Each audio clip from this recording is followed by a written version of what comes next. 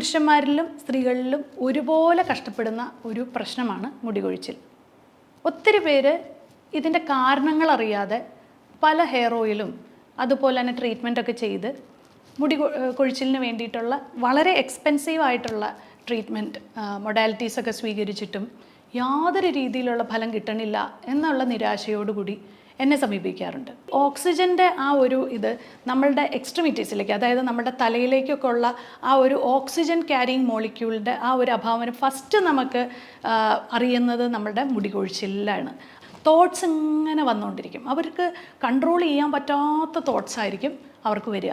അപ്പോൾ നമ്മൾ pranayama breathing exercise ചെയ്യുമ്പോഴത്തേക്കും നമ്മുടെ ബ്രെയിൻ സെൽസ് കാമാവുകയും അവരുടെ തോട്ട്സിൻ്റെ നമ്പർ കുറയുകയും ചെയ്യും. എല്ലാവർക്കും നമസ്കാരം. ഇന്നത്തെ വളരെ പ്രധാനപ്പെട്ട ഇൻട്രസ്റ്റിംഗ് ആയിട്ടുള്ളൊരു ടോപ്പിക്കാണ് മുടികൊഴിച്ചിൽ. പുരുഷന്മാരിലും സ്ത്രീകളിലും ഒരുപോലെ കഷ്ടപ്പെടുന്ന ഒരു പ്രശ്നമാണ് മുടികൊഴിച്ചിൽ. ഒത്തിരി പേര് ഇതിൻ്റെ കാരണങ്ങൾ അറിയാതെ പല ഹെയർ ഓയിലും അതുപോലെ തന്നെ ട്രീറ്റ്മെൻറ്റൊക്കെ ചെയ്ത് കൊഴിച്ചിലിന് വേണ്ടിയിട്ടുള്ള വളരെ എക്സ്പെൻസീവ് ആയിട്ടുള്ള ട്രീറ്റ്മെൻറ്റ് മൊഡാലിറ്റീസൊക്കെ സ്വീകരിച്ചിട്ടും യാതൊരു രീതിയിലുള്ള ഫലം കിട്ടണില്ല എന്നുള്ള നിരാശയോടുകൂടി എന്നെ സമീപിക്കാറുണ്ട്. അപ്പോൾ ഇന്നത്തെ നമ്മളുടെ ടോപ്പിക്ക് എന്തുകൊണ്ടായിരിക്കും എന്നുള്ളതിനെ പറ്റിയും അതിന് പറ്റിയ കുറച്ച് സൊല്യൂഷൻസും ആയിരിക്കും ഞാൻ പറഞ്ഞുതരാം. ഞാൻ doctor Akhila Vinod, wellness OP centre, Yogashram, Palarivattam. അപ്പോൾ ആദ്യം നമ്മൾ ശ്രദ്ധിക്കേണ്ട ഒരു കാര്യം, ഞാൻ പല വീഡിയോസിലും ഞാൻ പറഞ്ഞിട്ടുണ്ട്, ഇതിൻ്റെ മൂലകാരണം എന്ന് പറയുന്ന മിക്കവരിലും ഒരു ഏകദേശം 80% പേരിലും കാണുന്നത് ഡെഫിഷ്യൻസീസാണ്.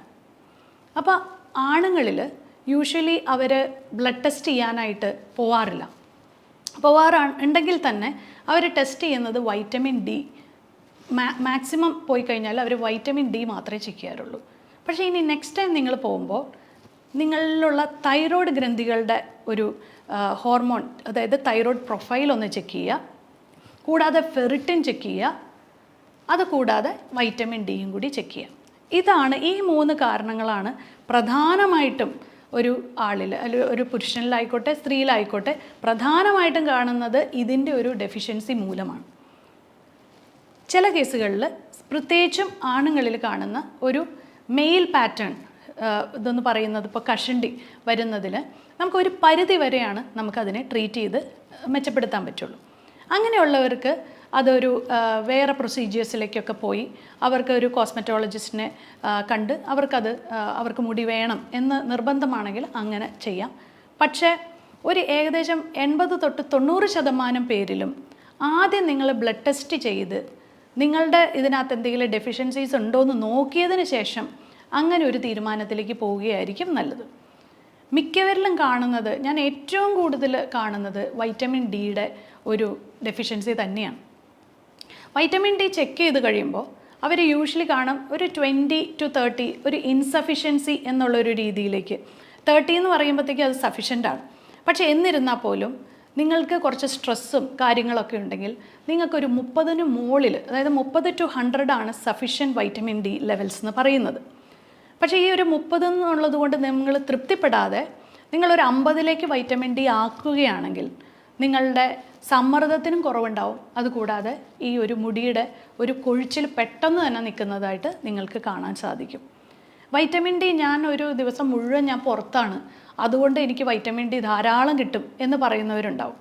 പക്ഷേ ആ വൈറ്റമിൻ ഡി പ്രോപ്പറായിട്ട് ആയിരിക്കില്ല നിങ്ങൾക്ക് ലഭിക്കുന്നത്. അതുകൂടാതെ നിങ്ങളുടെ ശരീരം മുഴുവൻ ഒരേപോലെ ആയിരിക്കില്ല ആ വൈറ്റമിൻ ഡി കിട്ടുന്നത്.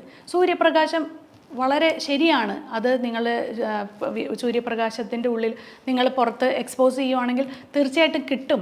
പക്ഷേ എന്നിരുന്നാൽ പോലും പലരിലും അത് പ്രോപ്പർ രീതിയിൽ അബ്സോർബ് ചെയ്യുന്നത് കാണാറില്ല. അതുകൊണ്ട് തന്നെ വൈറ്റമിൻ ഡി സപ്ലിമെൻറ്റ്സ് എടുക്കുന്നതിൽ യാതൊരു രീതിയിലുള്ള സൈഡ് എഫക്ട്സോ പാർശ്വഫലങ്ങളോ ഇല്ല. അത് നിങ്ങൾക്ക് ഡെഫിഷ്യൻ്റ് ആണെങ്കിൽ അത് ആഡ് ചെയ്താൽ മാത്രമേ നിങ്ങളുടെ പല സിംറ്റംസും നിങ്ങൾക്ക് മാറ്റാൻ സാധിക്കുള്ളൂ. വൈറ്റമിൻ ഡിയെ പറ്റി പറഞ്ഞ് നമ്മൾക്ക് ഈ വീഡിയോ നീട്ടിക്കൊണ്ടുപോകേണ്ടതില്ല. അതുകൊണ്ട് നമ്മൾ അടുത്ത ഒരു വൈറ്റമിൻ്റെ ഇത് പറയുവാണെങ്കിൽ നമ്മൾക്ക് ഡെയിലി വൈറ്റമിൻസ്, അതായത് ഒത്തിരി വൈറ്റമിൻസ് നമ്മൾ എ, അതുപോലെ തന്നെ B12, ഇങ്ങനെ ഇതൊക്കെ വൈറ്റമിൻ C, D ഇതൊക്കെ നമുക്ക് ആവശ്യമാണ്. അപ്പോൾ ഇതൊക്കെ നിങ്ങൾക്ക് നല്ല രീതിയിൽ, അതായത് നിങ്ങളുടെ ഒരു ഡെയിലി ലൈഫ്, പ്രത്യേകിച്ചും പുറത്ത് വർക്ക് ചെയ്യുന്നവർ, അല്ലെങ്കിൽ നിങ്ങളൊരു സെയിൽസിൽ വർക്ക് ചെയ്യുന്ന ഒരാളാണെങ്കിലോ, അല്ലെങ്കിൽ നിങ്ങൾക്ക് പ്രോപ്പറായിട്ട് നിങ്ങളെ നന്നായിട്ട് ഡയറ്റിലൂടെ നിങ്ങൾക്ക് ടേക്ക് കെയർ ചെയ്യാൻ പറ്റുന്നില്ലെങ്കിൽ അവർക്കൊരു ഡെയിലി മൾട്ടി വൈറ്റമിൻ ടാബ്ലറ്റ് കഴിക്കുന്നത് നല്ലതായിരിക്കും. അത് ലേഡീസിലായിക്കോട്ടെ ജെൻസിലായിക്കോട്ടെ, നിങ്ങളൊരു ഡെയിലി വൈറ്റമിൻ ടാബ്ലറ്റ് കഴിയുമ്പോൾ നിങ്ങളുടെ ഒത്തിരി ഡെഫിഷ്യൻസീസ് അതിൽ നിന്ന് റെക്ടിഫൈ ആവും. അപ്പോൾ നമ്മൾ 2 കാര്യങ്ങൾ പറഞ്ഞു. ഒന്ന് വൈറ്റമിൻ ഡിയുടെ ഒരു കാര്യം പറഞ്ഞു, മൾട്ടി വൈറ്റമിനെ പറ്റി പറഞ്ഞു. പിന്നെയുള്ളൊരു കാര്യം എന്നാൽ ഫെറിറ്റിനാണ്. ഫെറിറ്റിൻ എന്ന് പറഞ്ഞാൽ സ്റ്റോർഡ് അയൺ ആണ്. അതായത് നിങ്ങളുടെ ബ്ലഡിൽ അടങ്ങിയിരിക്കുന്ന ഒരു മോളിക്യൂളിൻ്റെ ഉള്ളിൽ ഓക്സിജൻ ക്യാരി ചെയ്യുന്ന ഒരു മോളിക്യൂളാണ് ഈ അയൺ എന്ന് പറയുന്നത്. ആ അയൺ നിങ്ങളുടെ സ്റ്റോർഡ് ഫോമിൽ കാണുന്നതിനെയാണ് ഫെറിറ്റിൻ എന്ന് പറയുന്നത്. അപ്പോൾ ഈ ഓക്സിജൻ്റെ ആ ഒരു ഇത് നമ്മളുടെ എക്സ്ട്രിമിറ്റീസിലേക്ക്, അതായത് നമ്മുടെ തലയിലേക്കൊക്കെ ഉള്ള ആ ഒരു ഓക്സിജൻ ക്യാരിങ് മോളിക്യൂളിൻ്റെ ആ ഒരു അഭാവം ഫസ്റ്റ് നമുക്ക് അറിയുന്നത് നമ്മുടെ മുടി കൊഴിച്ചിലാണ്. അപ്പോൾ ഫെറിറ്റിൻ്റെ ലെവൽ കുറയുമ്പോൾ പെട്ടെന്ന് നമ്മൾക്ക് അത് എക്സ്ട്രിമിറ്റീസിലേക്കൊക്കെ ബാധിച്ചതിന് ശേഷമാണ് ഫെറിറ്റിൻ്റെ അഭാവം മറ്റുള്ള ശരീരഭാഗങ്ങളിലേക്ക് അഫക്റ്റ് ചെയ്യുക. അപ്പോൾ ആ വ്യക്തികളിൽ, പ്രത്യേകിച്ച് സ്ത്രീകളിലാണ് ഫെറിറ്റിൻ്റെ ലെവല് കുറഞ്ഞു കാണാറ്. കാരണം അവർക്ക് മെൻസ്ട്രുവേഷൻ ഉള്ളതുകൊണ്ട്, അവർക്ക് പീരീഡ്സ് ഉള്ളതുകൊണ്ട് തന്നെ അവരുടെ ബ്ലഡ് ലോസ് സംഭവിക്കുന്നു. അതുകൊണ്ട് ഫെറിറ്റിൻ്റെ അളവ് വീണ്ടും കുറയുന്നു. പുരുഷന്മാരിൽ അത് കാണാറില്ല എന്ന് പറഞ്ഞാൽ പോലും ഒത്തിരി പേര് ഫെറിറ്റിൻ അതുകൊണ്ട് ചെക്ക് ചെയ്യാറില്ല. പക്ഷേ ചെക്ക് ചെയ്ത് കഴിയുമ്പോൾ ഫെറിറ്റിൻ്റെ അളവ് കുറവാണെങ്കിൽ നിങ്ങൾ അയൺ സപ്ലിമെൻറ്റ്സ് എടുത്തേ മതിയാവും. സ്ത്രീകളിൽ ഈ പറഞ്ഞ പോലെ പീരീഡ്സിൻ്റെ ആ ഫ്ലോ കൂടുതലായിട്ടുള്ളവരാണെങ്കിൽ നിങ്ങൾ ഹീമോഗ്ലോബിൻ്റെ കൂടെ തന്നെ ഫെറിറ്റിനും കൂടി ചെക്ക് ചെയ്യുക. അപ്പോൾ നിങ്ങൾക്ക് ഫെറിറ്റിൻ വളരെ ലോ ആണെങ്കിൽ നിങ്ങൾ ഫെറിറ്റിൻ ഇപ്പോൾ സപ്ലിമെൻറ്റ്സ് മാത്രമല്ല, ഞാൻ അതിൻ്റെ കുറച്ച് ഒരു ഫുഡിലൂടെ നമുക്കതെങ്ങനെ മാറ്റിയെടുക്കാം. വൈറ്റമിൻ ഡി എപ്പോഴും സപ്ലിമെൻ്റാണ് ഞാൻ കൂടുതൽ സജസ്റ്റ് ചെയ്യാറ്. അതേസമയം നമുക്ക് അയൺ നമുക്ക് നന്നായിട്ട് കിട്ടാനായിട്ട് ബീട്രൂട്ട് പോലത്തെ വെജിറ്റബിൾസ്, അതുപോലെ തന്നെ പോമഗ്രാനൈറ്റ്. ഈ പോമഗ്രാനൈറ്റൊക്കെ ശരിക്കും പറഞ്ഞാൽ മാതള നാരങ്ങയൊക്കെ നിങ്ങൾ ഈ ജ്യൂസ് അടിച്ച് കുടിക്കാതെ 2 മാതള നാരങ്ങ അങ്ങനെ തന്നെ കഴിക്കുന്നതാണ് ഞാൻ കൂടുതലും പ്രിഫർ ചെയ്യുന്നത്. കാരണം ഇത് ജ്യൂസ് അടിച്ച് കഴിയുമ്പോഴത്തേക്ക് അതിൻ്റെ ഒത്തിരി പോഷകങ്ങൾ നഷ്ടപ്പെടുന്നുണ്ട്. അതുകൊണ്ട് നിങ്ങൾ മാതള നാരങ്ങ, ബീട്രൂട്ട്, ചീര ഇങ്ങനത്തെ സാധനങ്ങളൊക്കെ നിങ്ങളുടെ ഡെയിലി ഡയറ്റിലേക്ക് ഉൾപ്പെടുത്തുക. പിന്നെ കുറേ ടീനേജേഴ്സ് കംപ്ലൈൻറ്റ് ചെയ്യുന്നത് അവർക്കുള്ള മുടി കൊഴിച്ചിൽ. മിക്ക കുട്ടികളിലും നമ്മൾ കാണുന്ന PCOD പോലത്തെ പ്രശ്നങ്ങളാണ് ടീനേജേഴ്സിൽ കാണുന്നത്. കൂടാതെ തന്നെ ഒരു 20s കഴിഞ്ഞ് ടീനേജ് അത് കഴിഞ്ഞിട്ടുള്ള ഒരു പ്രായത്തിലുള്ള പെൺകുട്ടികൾക്ക് കാണുന്ന തൈറോയിഡിൻ്റെ വ്യതിയാനങ്ങളാണ്. അത് കഴിഞ്ഞിട്ട് ഏകദേശം ഒരു മിഡ് ലൈഫിലും ഞാൻ കൂടുതൽ കാണുന്നത് തൈറോയിഡ്, അതുപോലെ തന്നെ യൂട്രസ് റിലേറ്റഡ് ആയിട്ടുള്ള ഇഷ്യൂസ് വരുമ്പോൾ ഹോർമോണിൻ്റെ വ്യതിയാനങ്ങൾ കൊണ്ട് മുടി കൊഴിച്ചിൽ വരുന്ന സാഹചര്യങ്ങളാണ്. അപ്പോൾ ഈ ഒരു സാഹചര്യങ്ങളിൽ ഒരു ലേഡി ആണെങ്കിൽ നിങ്ങൾക്ക് തൈറോയിഡ് പ്രൊഫൈൽ ചെക്ക് ചെയ്യാം. അതുകൂടാതെ ഹോർമോണൽ എസ്സേ എന്ന് പറഞ്ഞ് നിങ്ങൾക്കൊരു ടെസ്റ്റ് ചെയ്യാം. ആ ടെസ്റ്റിൽ നിങ്ങൾ പ്രൊജസ്ട്രോണും ഈസ്ട്രജനും ഒക്കെ മനസ്സിലാക്കി ഇതിനൊക്കെ ശേഷമാണ് ഇതിനകത്തൊന്നും നിങ്ങൾക്ക് യാതൊരു രീതിയിലുള്ള പ്രശ്നങ്ങളില്ല എന്ന് തന്നെ വയ്ക്കുക. നമ്മളപ്പോൾ വൈറ്റമിൻസ് ചെക്ക് ചെയ്തു, അതുപോലെ തന്നെ വൈറ്റമിൻസും മിനറൽസും ഒക്കെ ചെക്ക് ചെയ്തു, നമ്മൾ നല്ല രീതിയിലുള്ള ആഹാരം കഴിച്ചു, ഹോർമോൺസ് ചെക്ക് ചെയ്തു, എന്നിട്ടും നിങ്ങൾക്ക് യാതൊരു രീതിയിലുള്ള വ്യത്യാസങ്ങളില്ലെങ്കിൽ ഡെഫിനറ്റ്ലി ഏറ്റവും അവസാനം കൺക്ലൂഡ് ചെയ്യേണ്ടത് എന്താണ്? സ്ട്രെസ്. നിങ്ങളുടെ സമ്മർദ്ദമാണ് അതിന് ഏറ്റവും പ്രധാനപ്പെട്ട കാരണം. അപ്പോൾ ഈ സമ്മർദ്ദം എങ്ങനെ കുറയ്ക്കാം? നിങ്ങളൊരു ഫിസിക്കൽ ആക്ടിവിറ്റീസ് എന്തെങ്കിലും ഒരു ജിമ്മിൽ ചേരുകയോ യോഗ ചെയ്യുകയോ അങ്ങനെ എന്തെങ്കിലും ഒരു ആക്ടിവിറ്റി, സ്വിമ്മിങ്, അതുപോലെയുള്ള വാക്കിംഗ്, ജോഗിങ്, ഇങ്ങനെയുള്ള ഏതെങ്കിലും ഒരു ഫിസിക്കൽ ആക്ടിവിറ്റിയിൽ ഏർപ്പെട്ട് നിങ്ങൾ നന്നായിട്ടൊരു വേർത്ത് നിങ്ങളുടെ ശരീരത്തിലുള്ള എല്ലാ ടോക്സിൻസ് എല്ലാം എലിമിനേറ്റ് ചെയ്ത് നിങ്ങളുടെ സമ്മർദ്ദത്തിനെ, അതായത് നിങ്ങളുടെ മെൻ്റൽ ടെൻഷൻസും ഇപ്പം ഞാൻ പറഞ്ഞ ഫിസിക്കൽ ആക്ടിവിറ്റീസാണ്. അപ്പോൾ ഇത് തമ്മിൽ എന്താണ് ബന്ധം? എന്താണ് ഡോക്ടർ അതുകൊണ്ട് ഉദ്ദേശിക്കുന്നതെന്ന് വെച്ചാൽ, ശരിക്കും നമുക്ക് എന്ത് മൈൻഡ് ടെൻഷൻസ് വരുന്നത് മിക്കപ്പോഴും ആൾക്കാരിൽ കാണുന്നത് വർക്ക് റിലേറ്റഡ് ആയിട്ടുള്ള ടെൻഷൻസാണ്. ആ വർക്ക് റിലേറ്റഡ് ആയിട്ടുള്ള ടെൻഷൻസ് നിങ്ങൾ വൈകുന്നേരം പലരും പറയുന്ന കേൾക്കാറുണ്ട്, ഞാനൊരു ബാഡ്മിൻ്റൺ ഒക്കെ കളിച്ച് തിരിച്ച് ഫുട്ബോളൊക്കെ കളിച്ച് വീട്ടിലേക്ക് വരുമ്പോഴത്തേക്ക് പിന്നെ ഞാൻ ഓക്കെയാണ് എന്ന് പറയും അല്ലേ. അതുപോലെ തന്നെ ഞാനൊന്ന് ഓടിക്കഴിഞ്ഞ് തിരിച്ചു വരുമ്പോഴത്തേക്ക് എനിക്ക് ഓക്കെയാണ്. അതുപോലെ തന്നെ ലേഡീസ് പറയും, ഞാനൊരു സുംബ ക്ലാസ്സിലും അതുപോലെ തന്നെ ജിമ്മിലൊക്കെ പോയി വൈകുന്നേരം വർക്കൗട്ട് കഴിഞ്ഞ് വീട്ടിലെത്തി കഴിയുമ്പോൾ പിന്നെ ഞാൻ ഫ്രീ ആണ്, പിന്നെ എൻ്റെ മനസ്സിൽ ഒരു ടെൻഷൻസും ഇല്ല എന്ന്. അപ്പോൾ നിങ്ങൾക്ക് അതുപോലത്തെ ഒരു IT ഫീൽഡിലോ അല്ലെങ്കിൽ ഒരു ബാങ്ക് എംപ്ലോയി ആണ് നിങ്ങളെങ്കിൽ നിങ്ങളുടെ മാനസികമായിട്ടുള്ള ആ സമ്മർദ്ദങ്ങളെ മാറ്റി രാത്രി കിടന്നുറങ്ങുക എന്നുള്ളത് ഒരു പ്രധാനപ്പെട്ട ഒരു ടാസ്ക് തന്നെയാണ്. അപ്പോൾ നിങ്ങൾ അതിന് വേണ്ടിയിട്ട് നാളെ ആവാമെന്ന് വിചാരിച്ച് കാത്തിരിക്കാതെ എത്രയും പെട്ടെന്ന് ഒരു ഫിസിക്കൽ ആക്ടിവിറ്റിയിൽ ഏർപ്പെടുക. യോഗ എന്തുകൊണ്ടാണ് ഏറ്റവും ഫലപ്രദം സ്ട്രെസ്സ് കുറയ്ക്കാൻ എന്ന് വെച്ചാൽ അതിൻ്റെ ബ്രീതിങ് എക്സസൈസാണ്.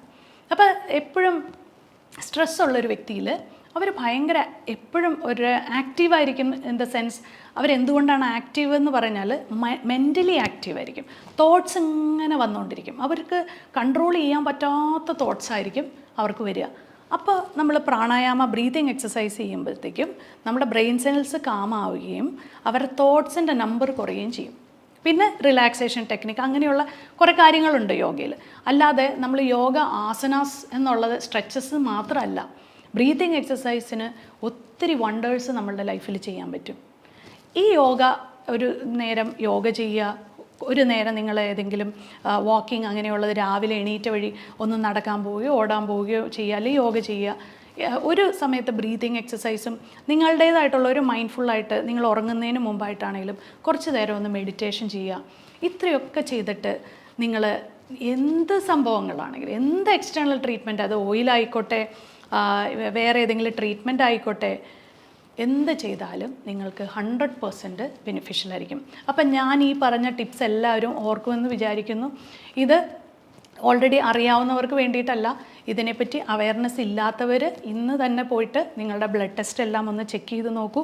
ഞാൻ പറയുന്നത് ശരിയാണോ തെറ്റാണോ എന്ന് നിങ്ങൾക്ക് തന്നെ ചൂസ് ചെയ്ത് നോക്കാവുന്നതാണ്. അപ്പം ഞാൻ പറഞ്ഞ ടെസ്റ്റുകൾ ഏതൊക്കെയാണ്? വൈറ്റമിൻ ഡി, ഫെറിറ്റിൻ, അതുപോലെ തന്നെ തൈറോയിഡിൻ്റെ തൈറോയിഡ് പ്രൊഫൈലിൽ നിങ്ങൾ തന്നെ സെൽഫ് ടെസ്റ്റ് ചെയ്യണമെങ്കിൽ അല്ലെങ്കിൽ ഏതെങ്കിലും അടുത്തുള്ള ഡോക്ടേഴ്സിനെ കൊണ്ട് പ്രിസ്ക്രൈബ് ചെയ്ത് തൈറോയിഡ് പ്രൊഫൈൽ നോക്കുക.